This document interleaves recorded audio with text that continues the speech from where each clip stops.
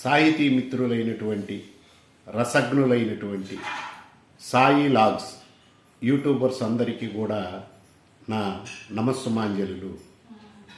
ఈరోజు నేను వినిపించబోయేటువంటి కవిత మా నాన్నగారైనటువంటి అలంకారం కోటంరాజు గారు ఆయన మరణించినటువంటి ఆవేదనతోటి నేను ఒక చిన్న కవిత అనేటువంటి దాన్ని రాయడం జరిగింది.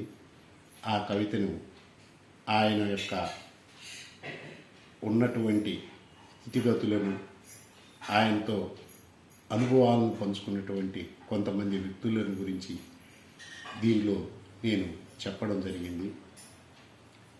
ఆయన రాజయ్య వారుగా ఎంత ప్రసిద్ధిలో అందరికీ తెలుసు. ఆయన యొక్క మనోవేదనని నేను తెలియచేయడం జరిగింది.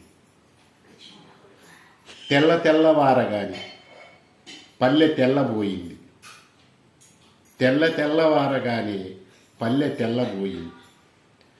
మాదాల వెంగన్న మంచం పట్టాడు, కుమ్మరి రామదాసు కుమిలి ఏడ్చాడు, కంసాలి బసవయ్య సోలిపోయాడు.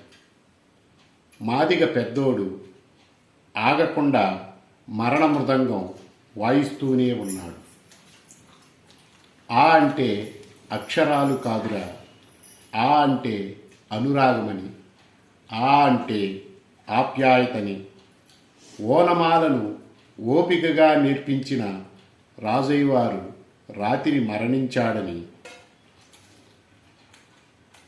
వీధి బడి విస్తుపోయింది, బడిగంట మోగబోయింది. ఎండిన 2 కుంటలు ఏరులై పారాయి, తెల్లవారగానే పల్లె గొల్లుమంది. ధన్యవాదాలు.